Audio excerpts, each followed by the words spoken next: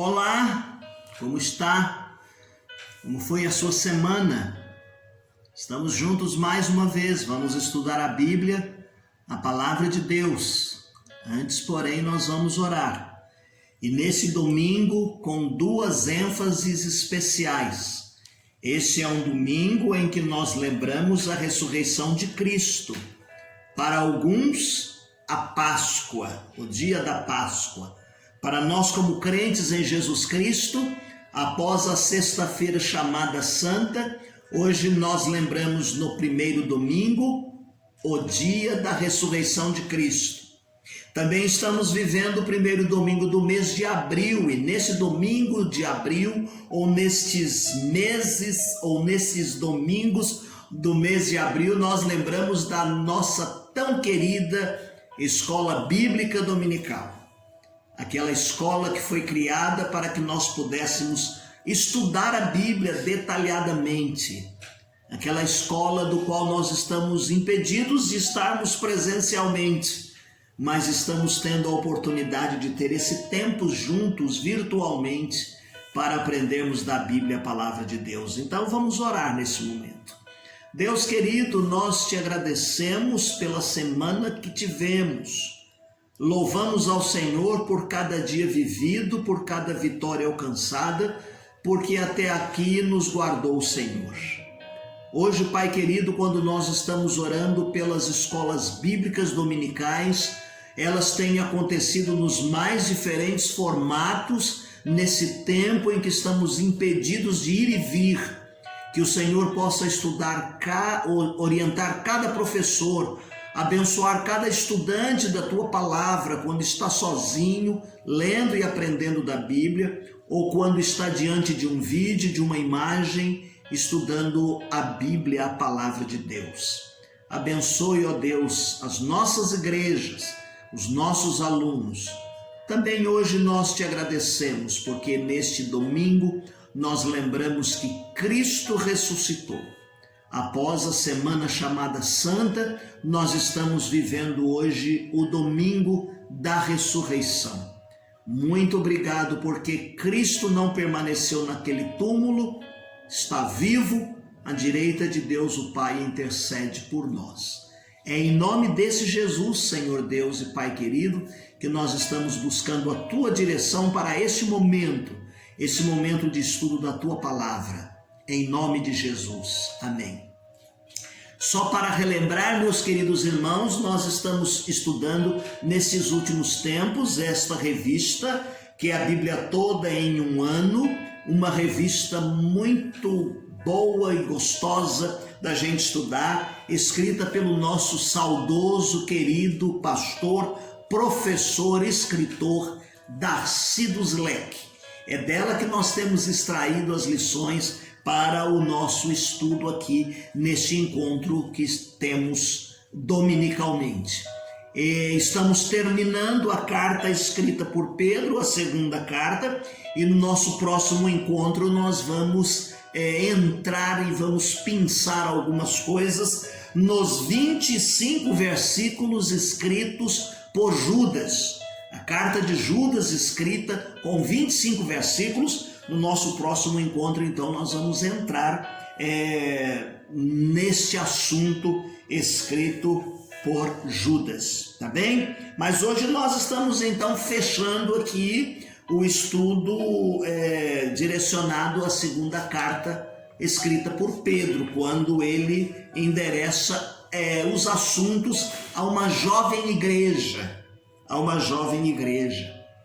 Fomos neste tempo desafiados ao que está lá no verso 18 do capítulo 3, em que ele diz assim: antes crescei na graça e no conhecimento de nosso Senhor e Salvador Jesus Cristo. Ele vai terminar esta carta entre o verso 14 e o 18 do capítulo 3, dizendo que é preciso que nós cresçamos e que esta maturidade seja na fé, que nós possamos crescer no conhecimento de Jesus Cristo. Pedro está dizendo aqui que os cristãos precisam viver uma vida reta, uma vida reta. Nesse tempo, meus queridos, quando estamos vivendo tantas adversidades, tantas notícias, lockdown, quando estamos sendo impedidos de pegar uma condução, quando não temos ônibus rodando na nossa cidade, no nosso município, no nosso estado, nós estamos confinados praticamente, com dificuldade, temos que apelar à fé, apelar à esperança. É o momento de nós crescermos na graça e no conhecimento de nosso Senhor e Salvador Jesus Cristo. É uma palavra para os salvos pela fé no Senhor Jesus. Bem, hoje eu quero falar com você rapidamente a respeito da mensagem de 2 Pedro para hoje. Sempre no finalzinho das nossas cartas, nós fazemos esta aplicação à nossa atualidade, à igreja de hoje, ao viver diário. E nesse primeiro momento há uma afirmação aqui do nosso autor dizendo assim: precisamos usar a provisão de Deus para a vida cristã. Usar a provisão de Deus para a vida cristã. Nesses últimos dias, quando alguns estabelecimentos foram fechados, as pessoas correram para o mercado, porque queriam estocar alimento. E aí o presidente dos mercadistas disse: não é preciso, porque não vai faltar alimento, não vai faltar provisão para vocês comerem e viverem todos os dias. Aqui o nosso texto está dizendo que nós precisamos usar a provisão de Deus. Deus disponibiliza, Deus coloca à disposição. E muitas vezes as pessoas vivem uma vida pequena, uma vida tacanha, uma vida mesquinha, porque não se apropriam daquilo que Deus fez para ele, daquilo que Deus disponibiliza para a sua vida. A nossa parte é usar os recursos, porque Deus já proveu. Deus já proveu. Eu me lembro que quando adolescente, um dos meus pastores contaram uma ilustração de que havia uma mulher e que ela foi encontrada vivendo num ambiente todo sujo, com dificuldades e pobreza. E aquela mulher que tinha posses passou a viver de maneira a ter medo de perder as suas posses. E quem a via dava a impressão de ser uma mendiga andando pela rua no meio dos outros, tal era a sua roupa e a sua maneira de viver. Quando ela morreu, que foram abrir o cômodo em que ela morava, ela dormia num colchão cheio de dinheiro. Era aquele tempo que não tinha inflação e as pessoas guardavam dinheiro em casa. Ela vivendo de forma tão mesquinha, tão pequena, tão pobre, guardando dinheiro, dormindo em cima daquele dinheiro, sem se apropriar de toda a provisão que ela tinha ali para viver e existir dignamente. Nossa lição está dizendo para nós hoje que Deus coloca à sua disposição e à minha uma provisão para nós podermos viver e existir. Ele quer que nós nos apropriemos disso. E nisso nós vamos mostrar o crescimento. E nisso nós vamos mostrar maturidade em Jesus Cristo. Em segundo lugar, nós aprendemos na mensagem de 2 Pedro para a igreja hoje, que a vida cristã é uma vida dinâmica e frutífera. Ele fala para que os crentes procurem crescer em 7 áreas da vida. E estas 7 áreas estão mencionadas no capítulo 1, do verso 5 ao verso de número 7. E ele diz assim que quando nós estamos ocupados em sermos frutíferos, em frutificarmos, as pessoas não estão ociosas, elas não dão trabalho, pelo contrário, elas vão crescer no conhecimento de Cristo e não são estéreis. Quais seriam essas 7 áreas? Ele fala sobre o crescimento da fé, ele fala sobre a virtude, ele fala sobre o crescimento no aprendizado, na ciência. Ele diz que é preciso crescer e viver temperança, paciência, piedade, amor fraternal, caridade. Caridade, ajudar as pessoas, cuidar das outras pessoas, porque quando nós nos envolvemos com as outras pessoas, nós esquecemos de nós mesmos, deixamos os nossos problemas de lado e vamos ver que existem problemas maiores do que o nosso. E então nós vamos viver uma vida de crescimento, de frutificar e não de ociosidade. Então siga essa orientação também. Em terceiro lugar, ele vai nos dizer nesta mensagem para a igreja hoje que as promessas de Deus continuam valendo. Eu me lembro de um texto lá em Números capítulo 23, o verso de número 19, que diz assim: Deus não é homem para mentir. Porventura ele diria e não faria? Ou falaria e não confirmaria? Veja que naquele tempo as pessoas estavam dizendo que Jesus não ia voltar. Cadê a promessa da volta de Cristo que vocês estão pregando tanto aí?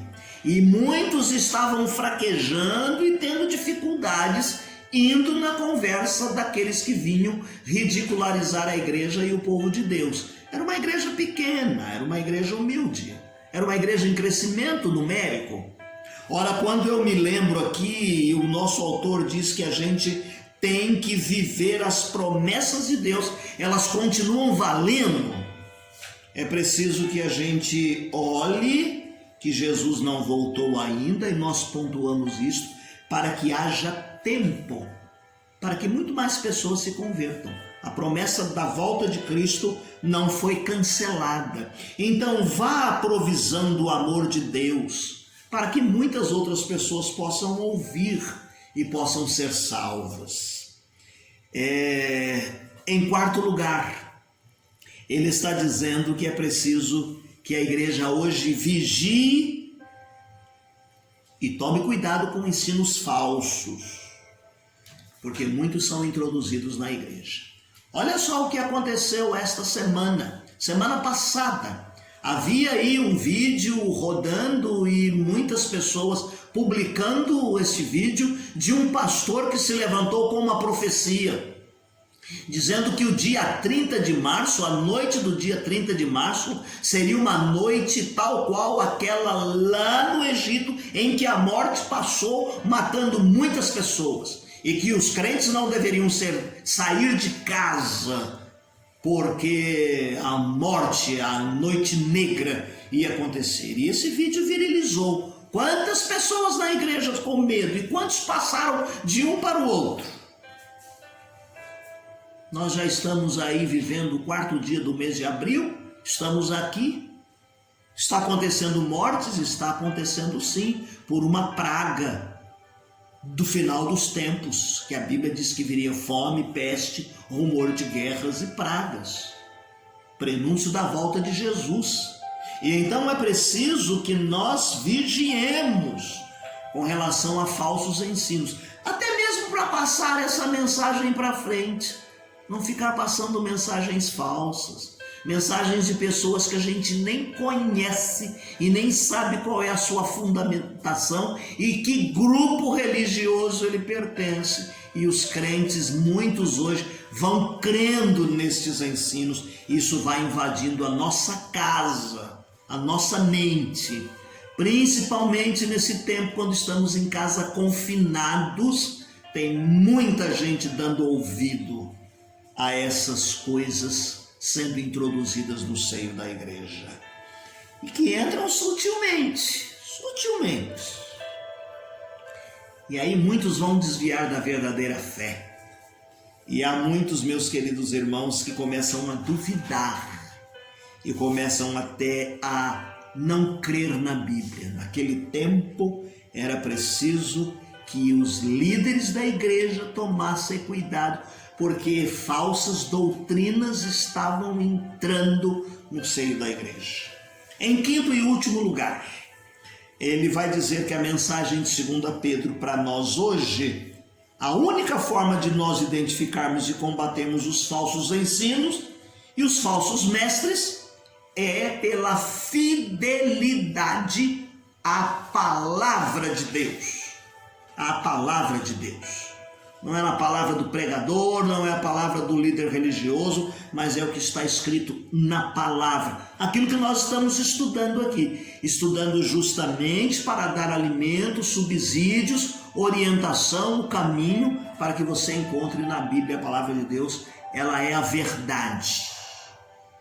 Nenhuma revelação aqui foi de particular e deve ser de particular interpretação. É o que nós aprendemos aqui nesse livro. Eu me lembro, meus queridos irmãos, de Atos capítulo 17, o verso de número 11. A Bíblia diz que os bereanos foram mais nobres do que os de Tessalônica. Quando os discípulos entraram na sinagoga para pregar e muitos deles não quiseram dar ouvidos, os nobres, os ricos da cidade foram ouvir e muitos deles creram. Sabe por que eles creram? Não porque eles eram nobres financeiramente, mas porque diz-nos o texto de Atos 17:11 que tudo que era falado ali eles examinavam e conferiam para ver se verdadeiramente batia com a palavra de Deus. Você assiste um filme que diz que é filme bíblico, uma série bíblica, uma novela bíblica, faça com a Bíblia, a palavra de Deus na mão. Você ouviu um pregador falando alguma coisa? Confira com a Bíblia. Lá no tempo dos profetas, daqueles que anunciavam no passado, ele dizia assim: assim diz o Senhor. E se aquilo não era comprovado, Deus não havia dito. E aquele era um líder mentiroso. Então, zele pela fidelidade à palavra. Seja fiel à palavra, não seja fiel a grupos, não seja fiel a líderes, não seja fiel a movimentos. Seja fiel à Bíblia, à palavra de Deus. Agora, para que isso aconteça, é preciso que você estude.